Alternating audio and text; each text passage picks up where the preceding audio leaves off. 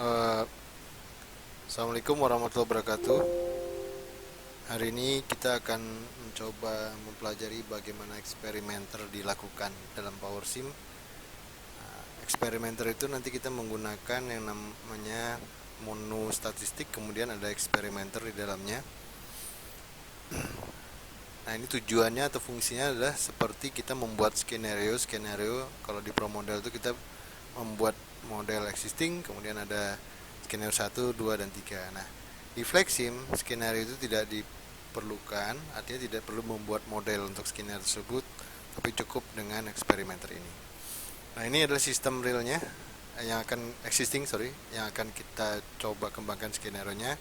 Ini ada Q1, ada Q2, dan masing-masing memiliki operator yang fungsinya nanti mengangkat material yang ada di Q1 dan Q2 ke conveyor. Nah, conveyor ini kemudian berjalan ke combiner yang mana nanti dia menggabungkan satu unit dari Q1 atau dari conveyor 1 dengan 4 unit dari conveyor 2. Nah, kemudian setelah di-combine, di sini di-combine akan dikirimkan ke separator. Separator ini nanti akan membagi, ya, memecah yang mana tadi palet itu akan dikirimkan ke conveyor yang sebelah kiri, ya, sementara nanti yang 4 box itu dikirimkan ke conveyor yang sebelah kanan. Nah, palet itu nanti akan berjalan mengikuti conveyor ini sampai ke Q3, ya. Di Q3 ini nanti akan dibawa ke rak rak 1, ya, menggunakan transporter 1 ini. Oke. Nah, selanjutnya 4 buah box itu tadi akan berjalan mengikuti conveyor ini, ya, sampai dengan Q4. Nah, di Q4 ini nanti akan dibawa oleh transporter 2 ke rak. Nah, kita akan nanti melihat apa yang terjadi gitu, dan kemudian kita coba perbaiki sistem ini. Ini saat kita run kita bisa perhatikan bahwa di Q4 atau tempat transporter 2 bekerja itu terjadi penumpukan yang lebih banyak dibandingkan dengan yang di transporter 1 atau di Q3.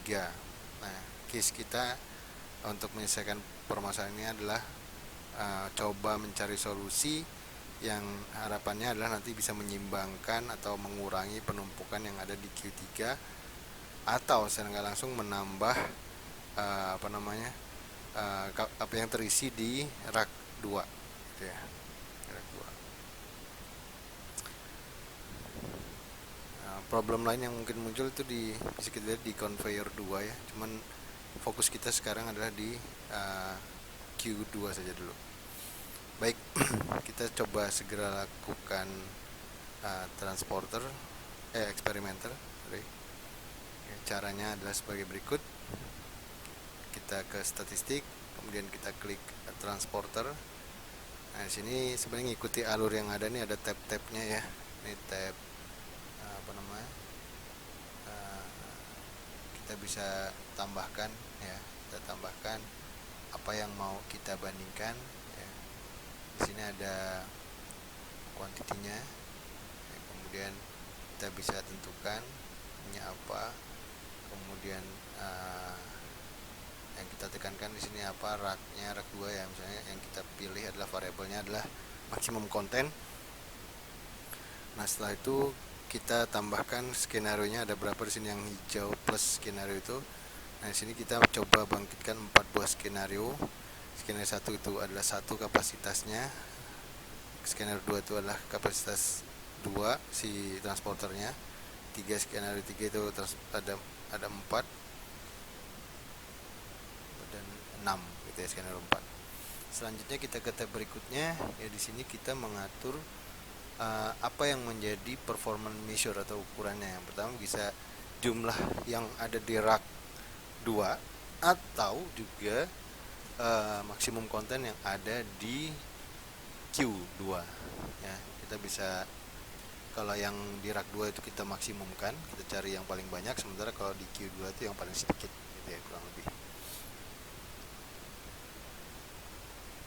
Oke, di sini kita tentukan performance measure-nya apa.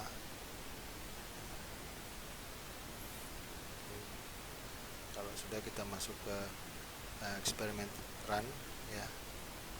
Nah, di sini sini kita menentukan ada 5 replikasi ya, berarti nanti 5 replikasi itu akan muncul 5 segmen di setiap skenario nya. Kita bisa lihat di sini pada saat kita klik run, ini ada scanner 1 dan sampai 4 dan segmennya ada 5 karena dia punya run-nya 5 kali. Ini kita jangan melakukan apa-apa sampai semua segmen ini hijau ya. Kemudian selain itu kita juga perlu mengatur runtime-nya kapan, kemudian atur waktunya itu dalam berapa lama ya, kita atur. Kita tunggu sampai semua segmen berwarna hijau. Oke, kita tunggu.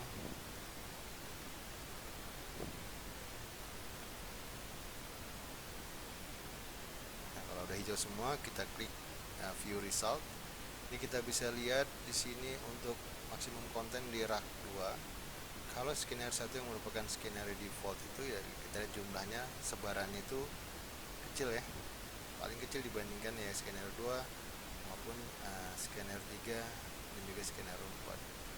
Yang menariknya di sini skenario 3 dan 4 itu tidak begitu jauh selisihnya, sehingga kita punya dua pilihan, skenario 3 atau skenario 4. Nah, selain itu kita juga bisa lihat maksimum konten di Q4. Nah, skenario 1 itu paling banyak maksimum kontennya, dan seiring seperti tadi atau berkebalikan dari tadi, maka skenario 3 dan 4 itu maksimum kontennya semakin sedikit. Kenapa? Karena makin banyak yang terangkut ke rak 2. Ini kita bisa ekspor, namun sayangnya saya tidak paham tidak ada XLS ya, adanya dalam bentuk filenya flexing, jadi tidak bisa kita gunakan. Paling tidak dari sini kita bisa tahu hasilnya. Kita sebenarnya juga bisa optimisasi ya. Nanti kita serahkan pada software untuk menentukan mana yang paling optimal ya.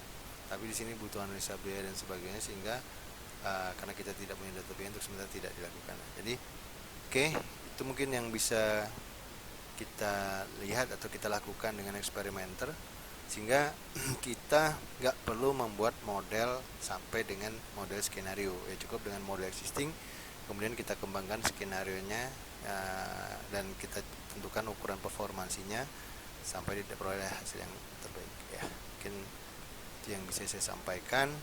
Terima kasih. Saya akhiri.